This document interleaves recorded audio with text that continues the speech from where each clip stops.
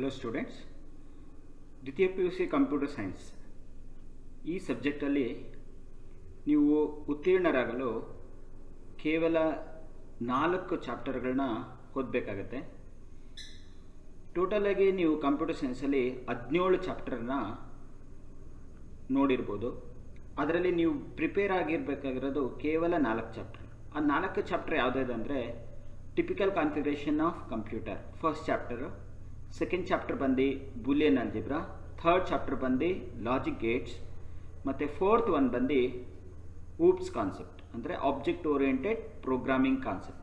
ಈ 4 ಚಾಪ್ಟರ್ನ ನೀವು ಕಾನ್ಸಂಟ್ರೇಟ್ ಮಾಡಿ ಓದಿದ್ದಾದರೆ ನೀವು ಉತ್ತೀರ್ಣರಲ್ಲಿ ಸಂದೇಹನೇ ಇರೋದಿಲ್ಲ.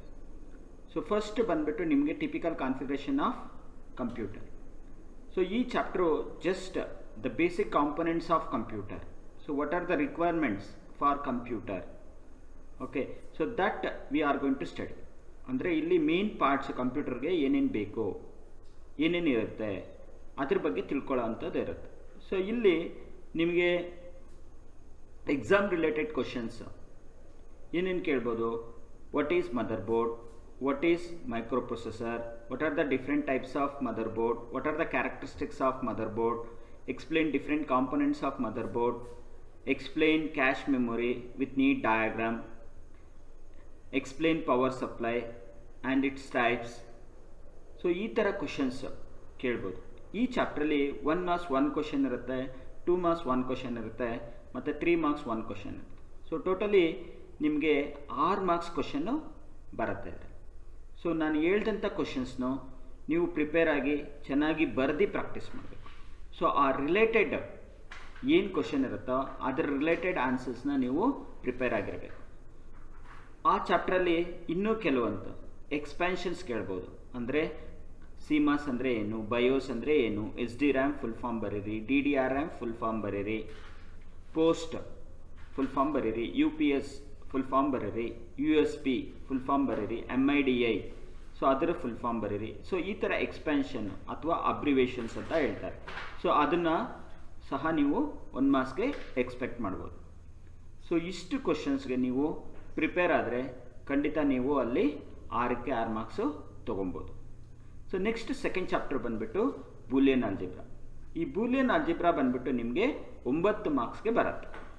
ಸೊ 9 ಮಾರ್ಕ್ಸಲ್ಲಿ 5 ಮಾರ್ಕ್ಸ್ ಬಂದುಬಿಟ್ಟು ನಿಮಗೆ ಕೆ-ಮ್ಯಾಪ್ ರಿಲೇಟೆಡ್ ಕ್ವಶನ್ ಇರುತ್ತೆ. ಈ ಕೆ-ಮ್ಯಾಪ್ ಕ್ವಶನ್ ಬಂದುಬಿಟ್ಟು 5 ಮಾರ್ಕ್ಸ್ ಕ್ವಶನ್ಸಲ್ಲಿ ಅಂದರೆ ಪಾರ್ಟ್ ಡಿ ಕ್ವಶನ್ಸಲ್ಲಿ ಫಸ್ಟ್ ಕ್ವಶನ್ ಆಗಿರುತ್ತೆ. ಸೊ ಕೆ-ಮ್ಯಾಪು 100% ಕ್ವಶನ್ನು ನೀವು ಎಕ್ಸ್ಪೆಕ್ಟ್ ಮಾಡ್ಬೋದು. ಈ ಕೆ-ಮ್ಯಾಪಲ್ಲಿ ಅದರಲ್ಲೂ SOP ಕೆ-ಮ್ಯಾಪ್ ಅಂದರೆ ಸಮೇಷನ್ ಸಿಂಬಲ್ ಇರುತ್ತೆ. Summation represent SOP. ಅದರಲ್ಲಿ 4 ವೇರಿಯಬಲ್ಸ್ ಕೆ-ಮ್ಯಾಪ್. ಅಲ್ಲಿ ನಂಬರಿಂಗ್ ಕೊಟ್ಟಿರ್ತಾರೆ. ಸಮೇಷನ್ ಆದಮೇಲೆ ಬ್ರ್ಯಾಕೆಟಲ್ಲಿ ನಂಬರಿಂಗ್ ಕೊಡ್ತಾರೆ. ಕೆ-ಮ್ಯಾಪ್ ನೀವು ಬರೆದ್ಬಿಟ್ಟು ಆ ನಂಬರಿಂಗ್ ಎಲ್ಲೆಲ್ಲಿರುತ್ತೋ ಅಲ್ಲೆಲ್ಲ 1 ಅಂತ ಹಾಕುವಂಥದ್ದು. ಅಂದರೆ ಇದು SOP ರಿಲೇಟೆಡ್.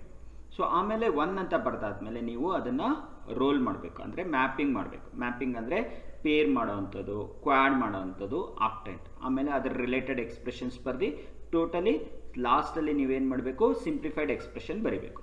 ಇಷ್ಟು ಮಾಡಿದ್ರೆ ನಿಮಗೆ ಖಂಡಿತ 5 ಮಾರ್ಕ್ಸ್ ಬರುತ್ತೆ. ಸೊ ಇದನ್ನು ನೀವು ಕಲ್ತ್ಕೊಂಡೇ ಇರಬೇಕು. ನೀವು ಕಲ್ತಿರೋದ್ರಿಂದ ಏನಾಗುತ್ತೆ, 5ಗೆ 5 ಮಾರ್ಕ್ಸ್ ಖಂಡಿತವಾಗಿ ಬರುತ್ತೆ. ಅದಾದಮೇಲೆ ಇನ್ನು ಮಿಕ್ಕಿದ್ದು ಅಂದರೆ 1 ಮಾರ್ಕ್ಸ್ 2 ಕ್ವಶನ್ಸ್ ಇರುತ್ತೆ, 2 ಮಾರ್ಕ್ಸು 1 ಕ್ವಶನ್ ಇರುತ್ತೆ. 1 ಮಾರ್ಕ್ಸು 2 ಕ್ವಶನ್ನು, 2 ಮಾರ್ಕ್ಸ್ದು 1 ಕ್ವಶನ್ ಇರುತ್ತೆ. ಸೊ 1 ಮಾರ್ಕ್ಸ್ ಏನೇನು ಕೇಳ್ಬೋದು, what is truth table, what is fallacy, what is tautology. So write the logic symbol for and or not operation, write the Venn diagram for and or not operation. So ಈ ಥರ ಕೇಳೋವಂಥದ್ದು chances ಇರುತ್ತೆ. ಮತ್ತು what is the other name for not gate, which gate is called as an inverter. So ಈ ಥರ questions ಕೇಳ್ತಾರೆ. ಮತ್ತು 2 marks consider ಮಾಡಿದ್ರೆ ನಿಮಗೆ ಏನು ಕೇಳ್ಬೋದು, explain involution law, explain complementary law, explain independence law, so explain commutative law, so and prove ಅಂತಲೇ ಕೇಳ್ಬೋದು ಅದರ ರಿಲೇಟೆಡ್. ಸೊ ಅವಾಗ ಏನು ಮಾಡಬೇಕು, ನೀವು ಟ್ರೂತ್ ಟೇಬಲ್ ಯೂಸ್ ಮಾಡಿಕೊಂಡು ಪ್ರೂವ್ ಮಾಡೋ ಅಂಥದ್ದನ್ನು ಕಲ್ತ್ಕೊಂಡಿರಬೇಕು. ಆಮೇಲೆ principles of duality, properties of zeros and ones. So ಇದ್ರ ಬಗ್ಗೆ ನಿಮಗೆ ತಿಳ್ಕೊಂಡಿರಬೇಕು. ಸೊ ಅದನ್ನು ನೀವು ಓದಿ ಮತ್ತು ಬರೆದು ಪ್ರಾಕ್ಟೀಸ್ ಮಾಡಬೇಕು. ಸೊ ಸೊ ನೀವು ಬರೆದು ಪ್ರಾಕ್ಟೀಸ್ ಮಾಡೋದ್ರಿಂದ ಏನಾಗುತ್ತೆ, ನಿಮಗೆ ಪರ್ಫೆಕ್ಟ್ನೆಸ್ ಬರುತ್ತೆ. ಸೊ ನೀವು ಆನ್ಸರ್ ಸ್ಕ್ರಿಪ್ಟು ನೀವು ಆನ್ಸರ್ಸು ನಿಮಗೆ ಕನ್ಫರ್ಮ್ ಆಗುತ್ತೆ. ಸೊ ನೀವು ಆನ್ಸರ್ ಬರೆದಿರೋದು ಕರೆಕ್ಟಾಗಿ ಇದೆಯೋ ಇಲ್ಲ ಅನ್ನೋದಕ್ಕೆ ಪೂರ ಸಿದ್ಧತೆ ಅಂದರೆ ನೀವು ಪ್ರಾಕ್ಟೀಸ್ ಮಾಡಿರೋವಂಥದ್ದು. ನೀವು ಕರೆಕ್ಟಾಗಿ ಪ್ರಾಕ್ಟೀಸ್ ಮಾಡಿದರೆ ಅಲ್ಲಿ ನೀವು ಕರೆಕ್ಟಾಗಿ ಎಕ್ಸಾಮಲ್ಲಿ ಬರ್ತೀರಾ, ಮತ್ತು ಕರೆಕ್ಟಾಗಿ ಎಕ್ಸಾಮ್ ಬರೆದ್ರೆ ನಿಮಗೆ ಪೂರ್ಣ ಅಂಕಗಳು ಸಿಗುತ್ತೆ. ಸೊ ಈ ಥರ ನೀವು ಮಾಡಿಕೊಂಡು ತುಂಬ ಪ್ರಿಪೇರ್ ಆಗಬೇಕು. ಅಂದರೆ ಈ ಚಾಪ್ಟ್ರಲ್ಲಿ ನಿಮಗೆ ಕೆ ಮ್ಯಾಪು ಖಂಡಿತ ಗೊತ್ತಿರಲೇಬೇಕು. ಸೊ ಈ ಕೆ ಮ್ಯಾಪ್ ಕಲಿಯೋದ್ರಿಂದ ಏನಾಗುತ್ತೆ, ನಿಮಗೆ 5ಕ್ಕೆ 5 ಮಾರ್ಕ್ಸ್ ಬರುತ್ತೆ. ಇನ್ನು ಮಿಕ್ಕಿದ್ದು ನಿಮಗೆ 4 ಮಾರ್ಕ್ಸು. ಸೊ ಅದರಲ್ಲೂ ನಾನು ಹೇಳಿದ್ದೀನಿ 1 ಮಾರ್ಕ್ಸ್ 2 ಕ್ವಶನ್ ಇರುತ್ತೆ, 2 ಮಾರ್ಕ್ಸು 1 ಕ್ವಶನ್ ಇರುತ್ತೆ. ಸೊ ಇವೆರಡನ್ನು ನೀವು ಕವರ್ ಮಾಡಿದ್ರೆ ಈಸಿಯಾಗಿ ನೀವು 9 ಮಾರ್ಕ್ಸ್ನ ತೊಗೊಬೇಕು. ಮತ್ತು ಇದೇ ಚಾಪ್ಟ್ರಲ್ಲಿ ಇನ್ನೊಂದಿದೆ, ಅಂದರೆ ಅದು ಏನು ಕ್ವಶನ್ ಅಂದರೆ ಡಿಮಾರ್ಗನ್ಸ್ ಲಾ. ಡಿಮಾರ್ಗನ್ಸ್ ಲಾ ಪ್ರೂವ್ ಮಾಡೋದು ಗೊತ್ತಿರಬೇಕು. ಡಿಮಾರ್ಗನ್ಸ್ ಲಾ ಬಂದುಬಿಟ್ಟು x plus y whole bar is equal to x y individual bars ಬರುತ್ತೆ, ಎಕ್ಸ್ಗೆ ಮತ್ತು ವೈ.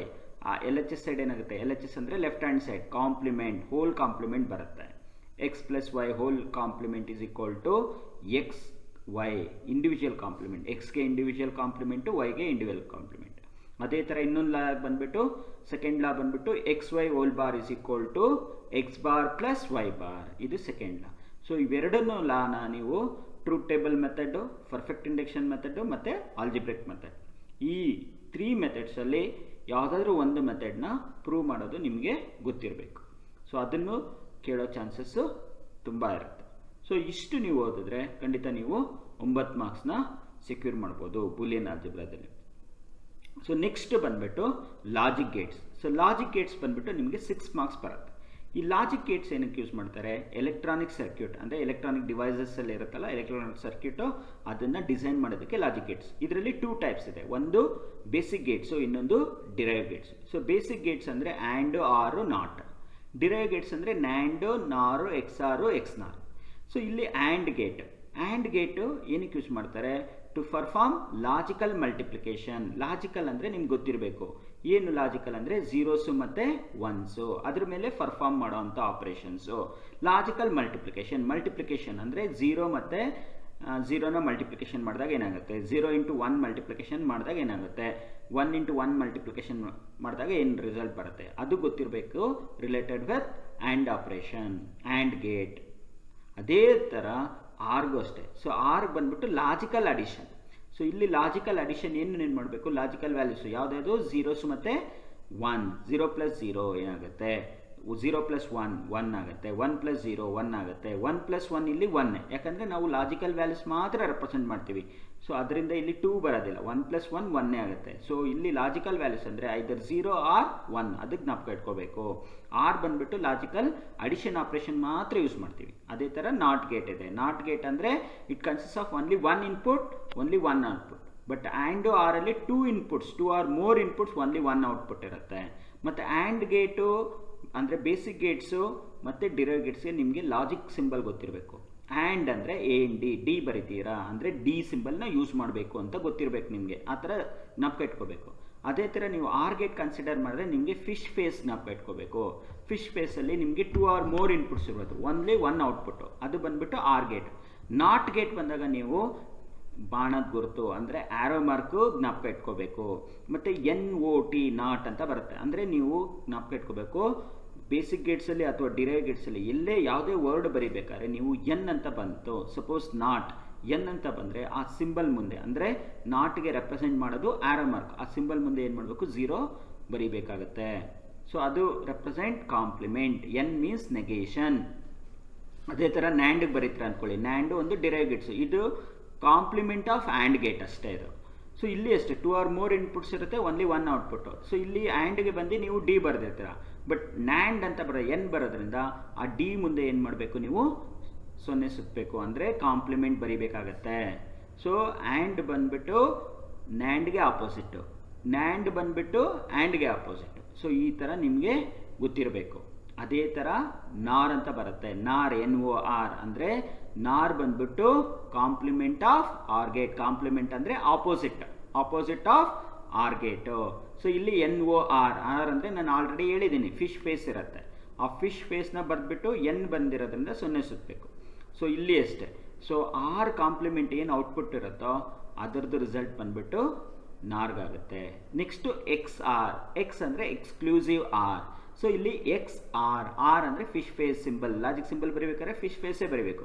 ಎಕ್ಸ್ ಅಂದರೆ ಎಕ್ಸ್ಟ್ರಾ ಕರ್ವ್ ಬರೀಬೇಕು, ಎಕ್ಸ್ಟ್ರಾ ಕರ್ವ್ ಬರುತ್ತೆ, ಎಕ್ಸ್ಟ್ರಾ ಕರ್ವ್ ಬರುತ್ತೆ, ಹಿಂದೆಗಡೆ ಬಾಲಂಗೋಚಿ ಬರುತ್ತೆ, ಅದಕ್ಕೆ 2 or more ಇನ್ಪುಟ್ಸ್ ಇರುತ್ತೆ, ಓನ್ಲಿ 1 ಔಟ್ಪುಟ್.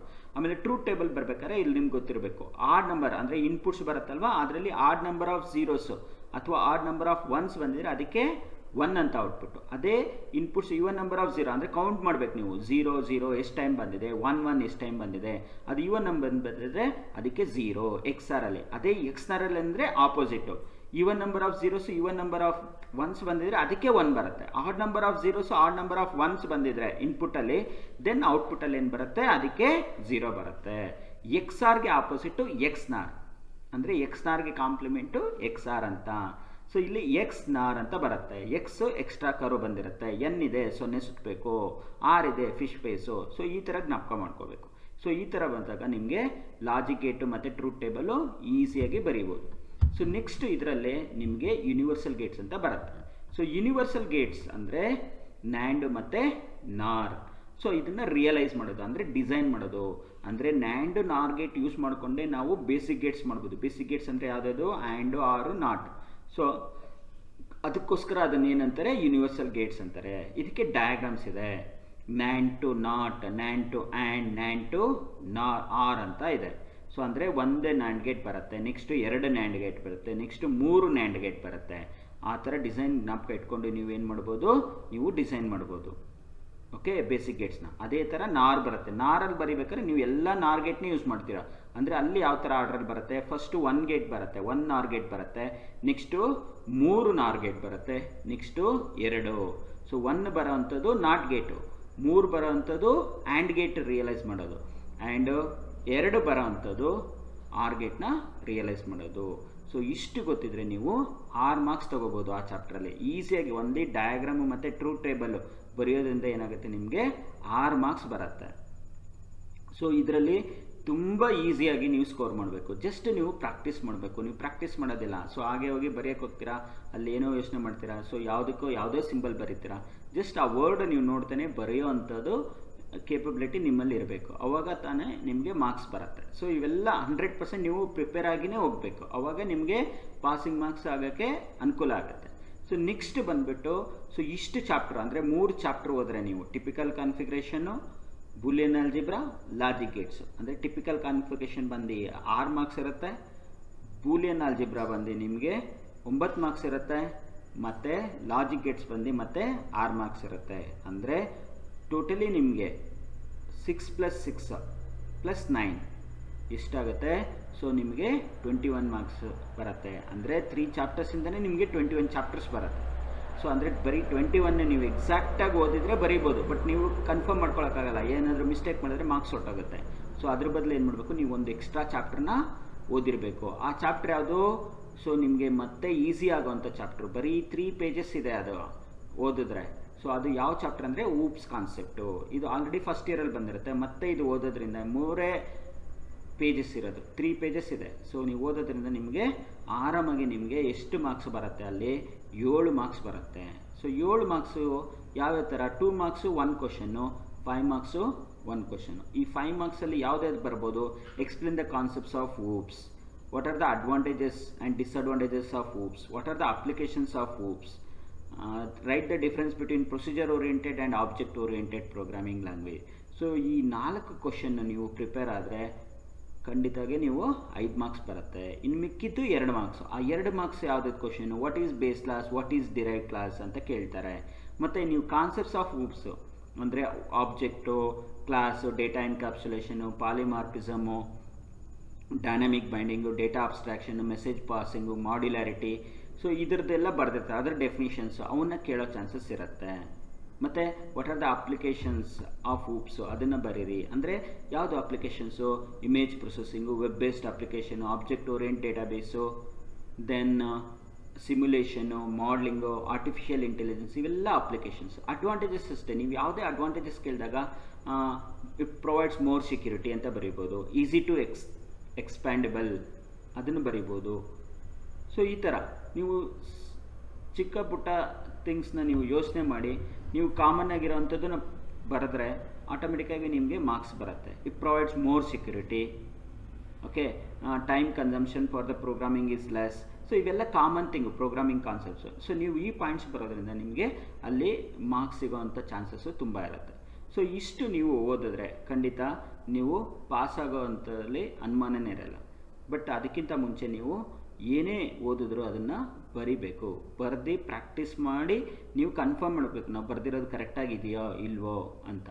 ಆಮೇಲೆ ನೀವು ಹೋಗಿ ಫೈನಲ್ ಎಕ್ಸಾಮಲ್ಲಿ ಬರೆದ್ರೆ ಮತ್ತು ಅಲ್ಲಿ ನೀವು ಬರೆದಾದ್ಮೇಲೆ ಎಲ್ಲ ಆನ್ಸರ್ ಕರೆಕ್ಟಾಗಿದೆಯೋ ಅಲ್ಲ ಅಂತ ಕನ್ಫರ್ಮ್ ಮಾಡಿ. ಸೊ ಈ ಥರ ಮಾಡೋದ್ರಿಂದ ನಿಮ್ಗೆ ಏನಾಗುತ್ತೆ, ಒಳ್ಳೆ ಮಾರ್ಕ್ಸ್ ಸಿಗುತ್ತೆ. ಅಂದರೆ 21 ಪ್ಲಸ್ ಇದು 7 28 ಮಾರ್ಕ್ಸ್ ಬರೋದ್ರಲ್ಲಿ ನಿಮಗೆ ಡೌಟೇ ಇಲ್ಲ. ಇದು ಬಿಟ್ಟು ನಿಮ್ಗೆ ಇನ್ನೂ ಎಕ್ಸ್ಟ್ರಾ ಬೇಕಂದರೆ ಸೊ ಬೇರೆ ಚಾಪ್ಟರ್ಸ್ ಇದ್ದಾವೆ. ಫಂಕ್ಷನ್ ಓವರ್ಲೋಡಿಂಗು, ಇನ್ಲೈನ್ ಫಂಕ್ಷನ್ನು ಮತ್ತು ಇನ್ಹೆರಿಟೆನ್ಸ್ ಚಾಪ್ಟರ್. ಇನ್ಹೆರಿಟೆನ್ಸ್ ಚಾಪ್ಟರ್ ಅಂತೂ ತುಂಬ ಈಸಿ ಇದೆ. ಟೈಪ್ಸ್ ಆಫ್ ಇನ್ಹೆರಿಟೆನ್ಸ್, ಆ ಟೈಪ್ಸ್ನ ಓದ್ಕೊಳ್ಳಿ, ಡಯಾಗ್ರಾಮ್ ಬರೆದು. ಸೊ ಅದನ್ನು ಮಾಡೋದ್ರಿಂದ ನಿಮಗೆ ಈಸಿಯಾಗಿ ಸ್ಕೋರ್ ಆಗುತ್ತೆ. ಮತ್ತು ಡೇಟಾ ಸ್ಟ್ರಕ್ಚರ್ಸಲ್ಲಿ ಒಂದು ಆಲ್ಗರಿದಮ್ ಕೇಳ್ತಾರೆ. ಎಲ್ಲ ಬೈನರಿ ಸರ್ಚ್ ಇರ್ಬೋದು, inserting an element, deleting an element, stack, queue ಎಲ್ಲ ಈಸಿ ಇದೆ. ನೀವು 1-2-3 ಸತಿ ಓದಿದ್ರೆ ಖಂಡಿತವಾಗಿ ನಿಮಗೆ ಮಾರ್ಕ್ಸ್, ಒಳ್ಳೆ ಮಾರ್ಕ್ಸು ಬರುತ್ತೆ. ಸೊ ಚೆನ್ನಾಗಿ ಓದಿ, ಚೆನ್ನಾಗಿ ಒಳ್ಳೆ ಮಾರ್ಕ್ಸ್ ತೊಗೊಂಡು ಎಲ್ಲರೂ ಉತ್ತೀರ್ಣ ಆಗಬೇಕಂತ ನಮ್ಮ ಆಸೆ. ಸೊ ಅದನ್ನು ಈಡೇರಿಸಿ. Okay, all the best for all.